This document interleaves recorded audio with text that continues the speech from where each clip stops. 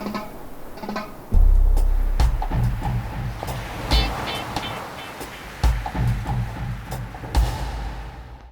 guys, it's Lori, your Cheeky Crafter, and here is the Viken card kit, which is 8 A2 size cards and envelopes. So I've already put them all together.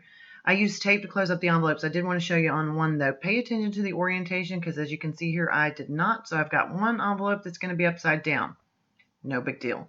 Here are the 8 cards that I made. I went ahead and used all the rub-ons and just got the cards ready because I'm going to show you a different project. We're going to make a box to put them in. So all of the stuff you see added here, all the wording and some of the butterflies or flowers are additions. Now this one I also made a mistake. If you'll notice, the butterfly is upside down. I meant for him to be flying towards the flower and I should have just reversed the positions on the page. But you know what? It'll just go in the upside down envelope and all will be well. So again, here are those 8 cards. Now, what I want to do is make a box to put them in, and also just remind you, this piece right here, that's the packaging, can be cut and used for additional cards. Those are the peel-offs left over. Okay, so now I'm going to make a box to put everything in, and this is what the box is going to look like. This is one I made for another project, and actually I got this idea, or the inspiration and all of the measurements, from May Made It. And you can too. Well, it's maymaymadeit.com, I believe. I will put a link in the description on the YouTube, so be sure that you go and get all of her information. She is the one. Be sure you like her video because, again, this is where I got the inspiration. So what you see me doing here is cutting down some chipboard to the measurements that she provides on her in her YouTube, in her blog post. So again, be sure to check it out. It's May Made It, and you can too, or maymaymadeit.com. I'll put the link. Don't worry. But here I'm just getting prepped and ready with all of my different cardstock pieces, or excuse me, chipboard pieces, and then I realized that one won't be enough to make 2 of the same size, so I'll have to cut it again and cut a separate sheet. But no worries because those other pieces will be used to make the sides. So right now I'm cutting the top and the bottom of the box. So we'll get ready and cut the next pieces as well. So these are the chipboard pieces that you'll need, and you can see the sizes I wrote them on there. You'll need 2 of each one. So you've got your top, your bottom, and your 4 sides. Now again, May's got all these measurements in her blog post and all of that good stuff, so be sure you check her video out. And also, she does an extra step of a pop-up inside of hers, but I'm not going to do the pop-up in mine. I'm just going to make the box to put the cards in. And this is the cardstock I'm going to use to cover them. So I'm going to make the top purple and the sides blue, so I'm going to cut those and be right back. Okay, so here's the cardstock pieces. I've got purple for the outside of the box, blue for the inside. So I'm going to take my chipboard pieces and attach them to the purple, and you'll notice they've got a border. That's because I'm going to fold them over so that it will be seamless and it'll look really crisp. So I'm going to start with this first piece. I'm going to glue that chipboard onto the cardstock just right in the center, and then I'm going to work on making the corners fold over. So I will score them and fold them in and just sort of work that paper so that it will stick to the sides. And you're going to want to use glue on this, not tape. I started with tape on the other ones and it just didn't stick super well. So I did the tape initially and then I came back and glued it anyway. Now what I'm going to do is what's called miter the corners, and this is just to help take out some of that bulk, but you don't want to cut it all the way to the chipboard. You want to leave a little bit so that you have a nice, really sharp edge. And you'll see what I mean as we fold these in and glue them down. So I'm using my little score tool there to just get a good crease. Then I'm going to add some glue. You can also use a stylus to get a better crease. And I thought, well, let me just do that real quick on my score mat. Then I'm just working that paper around. You'll see May do that in her video as well. So obviously all these little tricks I've learned from her. And I'm going to glue these down. And I realized I should have gone one at a time just to make sure that the glue holds before it starts to dry. You know, you learn as you go, right? So take the tips that you'll hear from other people when they've already tried something, and that way you won't have to be slowed down by those things. So I'm going to get all 4 of these corners stuck, and then I'm going to go ahead and work on the rest of the pieces and get them all together, and then I will come back and show you how to assemble everything. So again, I'm just finishing up this one, and then I'll move on to the others. Now see how nice the corners are, and you don't see the cardboard, or the chipboard rather. All right, so here I've got all my pieces ready, and you'll see what I meant about the tape. You can see I've got tape in there, but it didn't hold. So I'm just going to go back and add glue. And again, apologies that my camera angle is not better and some of this is off screen. But I am just using my hand to just kind of press down all that glue on those edges and just double check and make sure they're all glued down. Add it wherever I didn't have some. There were several pieces where I missed one side.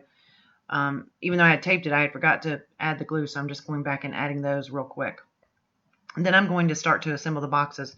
And in order to assemble the box, and in order to do that, you will need to have cut some binding strips so that you can assemble all the pieces together. And again, that's all in the in May's video, her blog post and all that stuff gives you all of the sizes. But basically, it's just a 1-inch strip, and then you score it in half and fold it. And then what I want you to do is cut the edges off. So starting on the end where it's folded, just cut into it. And this will give you that nice angle so it doesn't show or overlap or make it difficult to attach. So you'll see I'm essentially going to be attaching 4 binder strips to the bottom of the box, and then I'll attach the sides, and then I'll attach the top. So I'm going to attach this first one to show you what it looks like.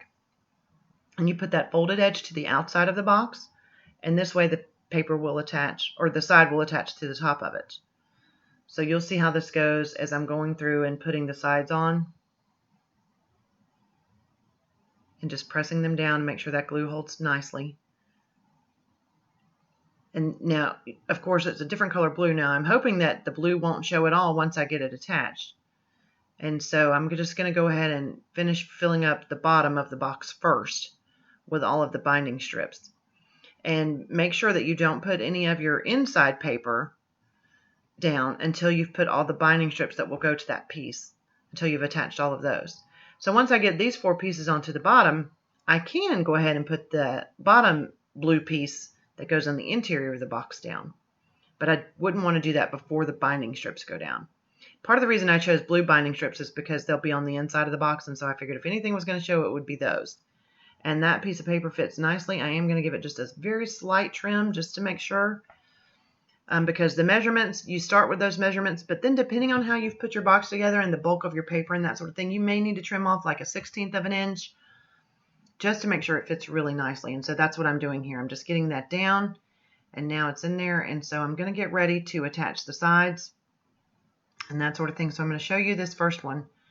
And again, sorry, I didn't realize that it wasn't on camera there for all of it, but I am going to attach this first side. I'm going to get it lined up.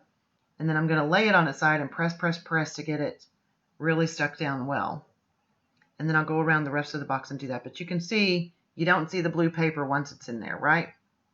So I'm going to go ahead and get the rest assembled, and then we'll get right back together. Okay, so I've got most of the box together. I've got this one last little side to put in. So you can see me attaching these last 2 binder strips for the sides.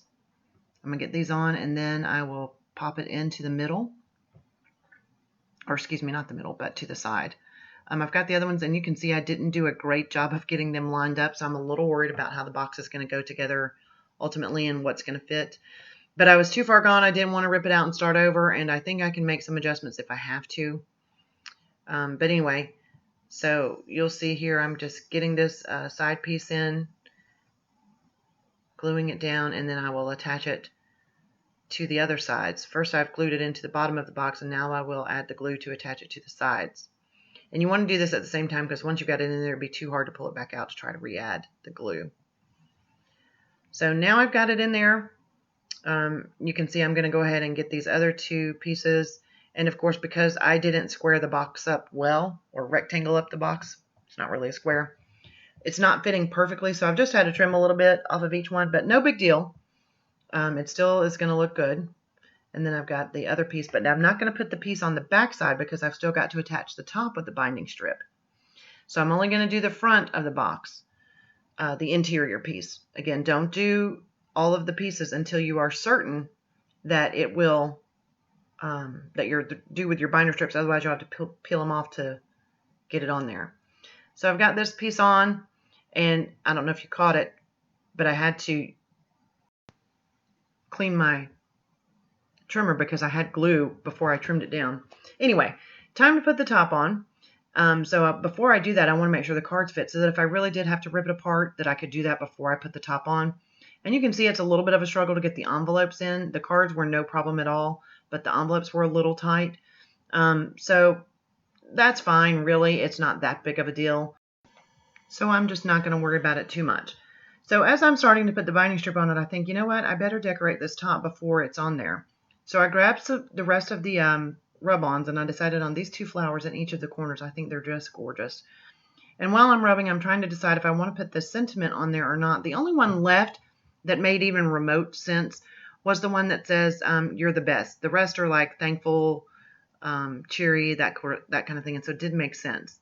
But these flowers, gosh, aren't they gorgeous? I just adore them. So you just lay it on there, you rub it on, make sure you've got it covered good. As you start to peel it off, if you notice a spot that's missing, you just lay it back down and rub over that section again. Rub-ons are super easy to do. So I've got it there. So now I'm just going to go ahead and lay it out and see if I like the way it looks. I'm also going to add these 2 butterflies. I definitely want the butterflies. I think that they're really pretty. And so I kind of think it only makes sense if I have the wording on there now with the butterflies. Otherwise, it just looks like the area is missing something. So as you can see, I'm getting the rest of the rub-ons done. And then I am going to go ahead and rub on the You're the Best sentiment, and then I will get the box attached to the top.